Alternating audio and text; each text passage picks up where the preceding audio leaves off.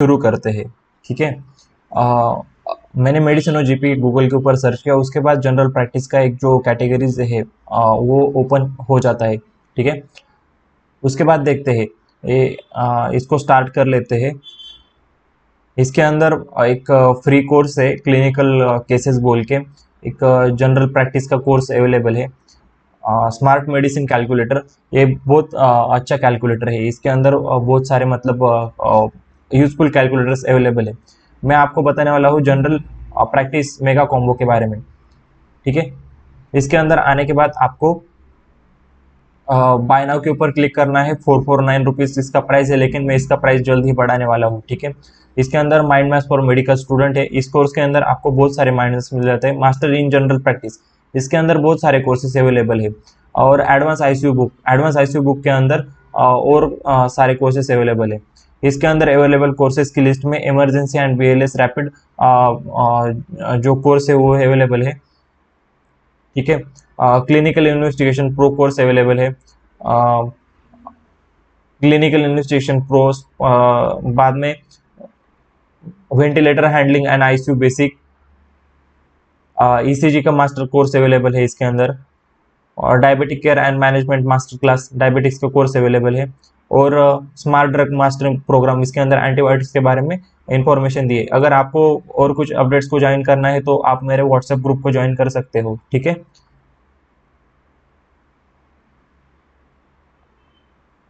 ये कोर्स बहुत ही मतलब अच्छा कोर्स है। इसके अंदर टोटल 10 कोर्सेस अवेलेबल है इस पैकेज के अंदर। इसका प्राइस 6 मंथ्स के लिए 449 रुपीज़ है, आप इसको बाय कर सकते हो। अभी देखते हैं स्मार्ट मेडिसिन कैलकुलेटर के बारे में। ओके, ये जो कोर्स है इसके अंदर बहुत सारे कैलकुलेटर्स अवेलेबल है। अगर आप पीसी या मोबाइल के अंदर इसका एक्सेस कर सकते हो, फ्रीली अवेलेबल कोर्स है।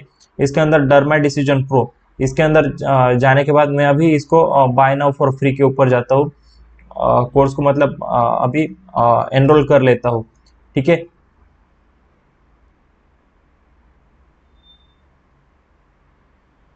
अभी यहाँ पे मेरे से डिटेल्स पूछ रहा है। मैं कंटिन्यू विद गूगल पे जाने के बाद मेरा जो भी गूगल अकाउंट है उससे साइन अप कर लूंगा।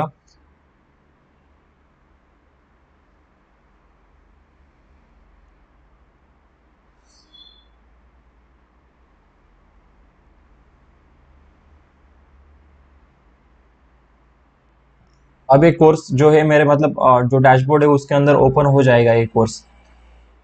इसका वो पूरा का पूरा ब्रीफ एक्सप्लेनेशन मैं अभी देने वाला हूँ आपको। ठीक है, डर्मा डिसीजन प्रो के अंदर मैं अगर कोई डिसीज को मतलब यहाँ पे डालता हूँ, लोकेशन डालता हूँ उसकी और सेवेरिटी डालता हूँ, तो यहाँ पे मुझे एक ट्रीटमेंट जो प्लान रहेगा वो उसके अंदर अवेलेबल रहेगा। मॉलिक्यूल में हाइड्रोकोर्टिसोन 1% यूज करूंगा।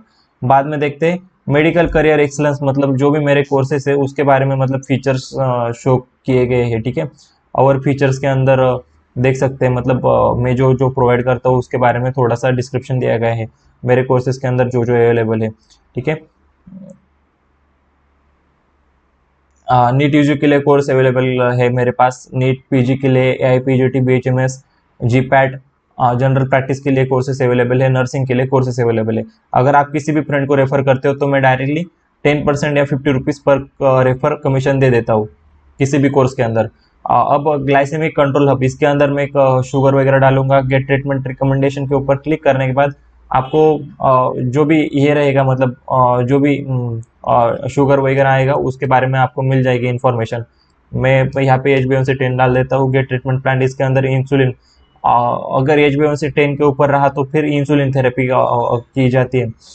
अगर करंट ब्लड शुगर लेवल कितनी है, अगर उसकी अभी 450 शुगर आई तो फिर इंसुलिन का रेट क्या रहना चाहिए, 4.5 यूनिट्स पर हावर। ठीक है, जब तक RBS 100 तक नहीं आ जाता तब तक के लिए। ठीक है, और इंसुलिन मतलब उसका जो रेसिस्टेंट स्लाइडिंग स्केल के अनुसार आपको मॉडरेट रेसिस्टेंस रहा तो फिर इसके अकॉर्डिंग आपको शुगर देनी, इंसुलिन देना है। 150 टू 100 पर 2 यूनिट्स देने हैं, 201 250 पर 4 यूनिट्स देने हैं। ये सब कुछ अवेलेबल है। सबक्यूटेनियस कन्वर्जन को भी कैलकुलेट कर सकते हो आप।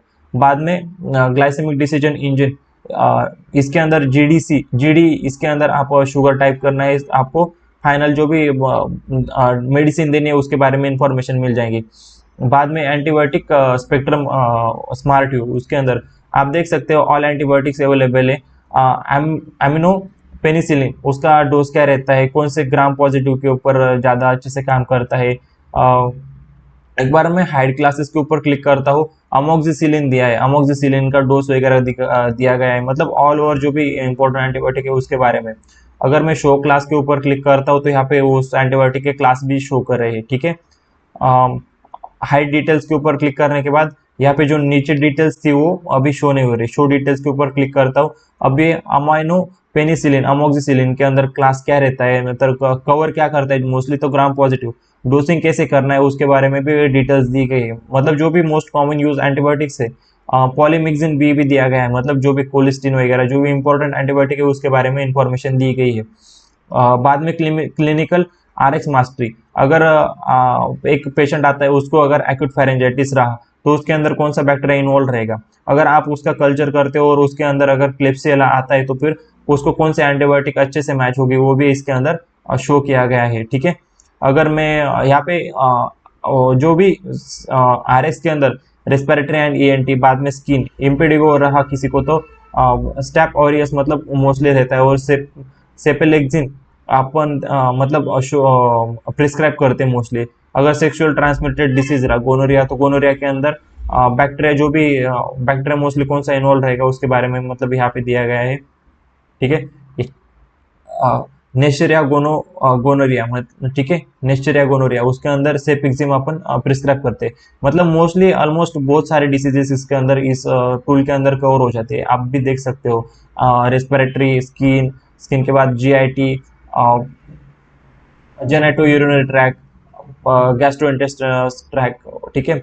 बाद में sexual transmitted diseases, deep and systemic अगर आप चाहते हो और कोई डिसीज ऐड करना तो मैं उसके अंदर ऐड कर सकता हूँ, ठीक है, आप मुझे बता दीजिए। बाद में मटर्निटी मेड सेफ्टी प्रो, उसके अंदर कौन सा ड्रग मतलब सेफ है, पैरासिटामोल सेफ है, आइबुप्रोफेन सेफ है, मतलब आपको उसके बारे में इंफॉर्मेशन मिल जाती है। मेटोक्लोप्रामाइड सेफ है इसके अंदर, ठीक है। ओमेप्राजोल सेफ है, प्रेडनिसोलान कॉशन देते हैं अपन, ठीक है। अगर मैं देखूँ ट्रामाडोल को भी कॉशन रहना चाहिए आपने को, आइबुप्रोफेन को भी, अगर डायना पर भी देना रहा तो आपको कॉशन रहना चाहिए। मतलब इसके अंदर आपको मोस्टली जो भी ड्रग्स है उसके बारे में इंफॉर्मेशन मिलती है। अगर मैं प्रेडनिसोलान के ऊपर जस्ट क्लिक करूँ तो प्रेडनिसोलान के अंदर कॉशन क्यों रखना चाहिए, क्यों नहीं रखना चाहिए।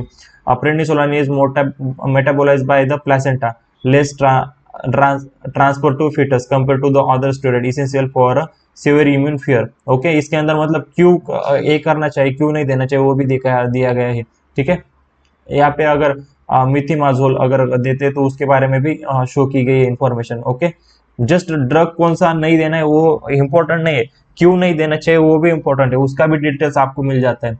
जेस्टेशनल केयर डिसीजन इंजिन, अगर किसी को अगर नोजिया वोमिटिंग रहा तो क्या देना चाहिए, अगर फीवर रहा, प्रेगनेंसी के अंदर अगर कॉन्स्टिपेशन वगैरह रहा तो क्या देना चाहिए।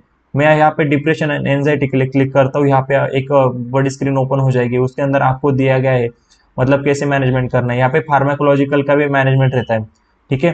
फर्स्ट ट्राइमेस्टर सेकंड ट्राइमेस्टर के अंदर कैसे मतलब ये करना है। एंटी डिप्रेसेंट थेरेपी दे सकते हैं अपन, ओके। मैनेजमेंट के अंदर आप देख सकते हो, ऑल ओवर डिटेल्स अवेलेबल है। उसके बाद एडवांस आइनोट्रोप वैसोप्रेसर इंजन, इसके अंदर रेफरेंस दिए गए हैं। अगर फेनाइल फेरिन, नॉरइपिनेफ्रिन, इपिनेफ्रिन, नोरैड वगैरह का मतलब कैसा रहता है, रिसेप्टर कौन से रिसेप्टर पर एक्ट करते हैं, कार्डियक आउटपुट क्या करता है, इंक्रीज करता है या फिर ये करता है, एसवीआर को इंक्रीज करता है, डोज कैसा देना है उसका, उसके बारे में इतने सारे जो भी आईसीयू के अंदर इंपॉर्टेंट ड्रग्स रहते हैं उसके बारे में दिया गया है। एंजियोटेंसिन 2 कैसे एक्ट करता है, एडवर्स इफेक्ट क्या रह सकता है उसका, ओके। कैलकुलेशन के ऊपर जाना है। डोपामाइन, डोपामाइन अगर सिलेक्ट करता हूँ, यहाँ पे वेट सिलेक्ट किया मैंने, ड्रग अमाउंट सिलेक्ट की और बैग वॉल्यूम सिलेक्ट किया। अपने को मतलब डिजायर डोज कितना रहना चाहिए तो यहाँ पे दिया गया 2 to 20 mg। अगर मैं यहाँ पे 5 mg अगर करता हूँ तो यहाँ पे 13.1 ml पर हावर ऐसा मतलब आना चाहिए। अगर मैं यहाँ पे डोपामाइन की जगह पे दूसरा डोबिटामाइन सिलेक्ट करता हूँ तो यहाँ पे सिर्फ डिजायर डोज नीचे दिया गया है, यूजुअल रेंज 2 to 20 mcg। मैं यहाँ पे 10 सिलेक्ट करता हूँ तो फिर 42 ml पर हावर ऐसा मतलब आना चाहिए। गाइड के अंदर आपको मिल जाएगा inotropic enhancing contractility, beta adrenergic agonistic, मतलब इसके अंदर ऑल ओवर जो भी इंफॉर्मेशन है वो दी गई है। एजेंट, मैकेनिज्म, इंडिकेशन की कंसिडरेशन, ऑल ओवर इंफॉर्मेशन यहाँ पे दी गई है। किड डो स्मार्ट कैलकुलेटर, अगर किड है आपका, किड का वेट यहाँ पे मेंशन करना है। अगर बच्चा 10 केजी का है, उसकी उम्र मेंशन करनी है। अगर 3 इयर्स का है तो ठीक है, 3 नहीं, अपन 2 इयर्स लेते हैं। और डोज मतलब आपको जो भी, अगर पैरासीटामोल है, आइबुप्रोफेन है, पेन, अमोक्सिसिलिन, क्लेवलिनिक, यहाँ पे मेंशन करना है। अगर एलर्जी उसको तो यहाँ पे सिलेक्ट करते हैं। कैलकुलेट डोज, डोज के अंदर 5 ml पर डोज, कितने डोज देने हैं, 5 mg पर ml के अंदर रहता है, ठीक है, मतलब 25 हो जाएगा यहाँ पे। सॉरी, 5 mg पर 5 ml रहता है, मतलब 5 mg देना है उसको एक डोज। फ्रीक्वेंसी कैसी रहने चाहिए, वंस डेली। सिट्रीजिन मतलब डेली वंस ही देना है, ठीक है। अगर अपन दूसरा कोई ड्रग सिलेक्ट करते हैं, पैरासीटामोल सिलेक्ट करते हैं सेम बच्चे के लिए, टारगेटेड डोज कितना रहेगा, 150 रहेगा। फ्रीक्वेंसी 4 to 6 आवर्स के अंदर रहेगी, मतलब 4 डोज डेली दे सकते हैं अपन। और कैसे देना है वो भी यहाँ पे मेंशन है, कौन सा सिरप कितना देना है वो भी यहाँ पे मेंशन है, ठीक है। बाद में फ्लूइड डेफिसिट मैनेजमेंट, ORS, या फिर किसी को ये करना है तो मैं 55 का सिलेक्ट कर लेता हूँ। एज, वेट सिलेक्ट करते हैं 60। और समझो सेवियर डिहाइड्रेशन है तो कितना देना चाहिए उसको। Urgent refer immediate for IVNG fluid, okay, उसको IV और नाजोगैस्ट्रिक फ्लूइड देना मस्ट है उसको।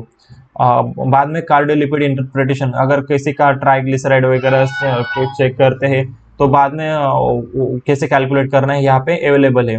बाद में ब्लड प्रेशर कैलकुलेटर, अगर आप किसी का BP 180/120 रहता है, जस्ट एक आइडिया लेते हैं अपन, मेल है, डायबिटीज है उसको, ठीक है। कैलकुलेट करने के बाद आपको ऑल ओवर जो भी रहेगा उसके अंदर फर्स्ट लाइन क्या रहेगा, two tablet telmisartan 40 to 80 mg alternative tablet enalapril 5 to 10 mg, okay.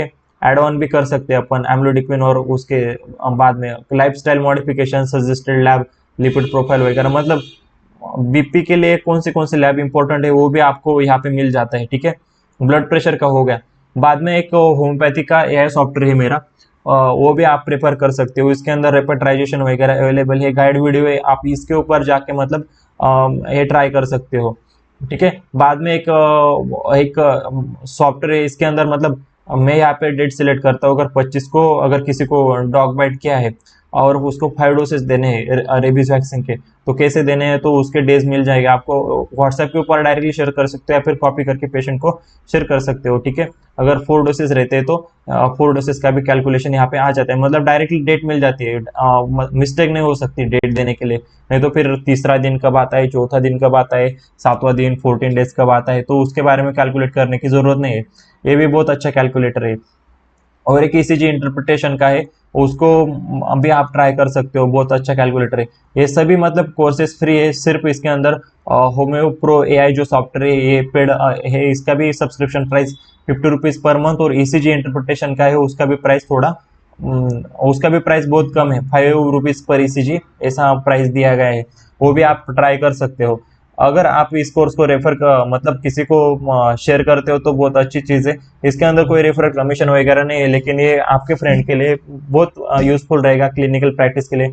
Mostly ये ICU और OPD बहुत लोगों के लिए यूजफुल कोर्स है, ठीक है। और आप मेरे बाकी कोर्सेज भी चेक कर सकते हो।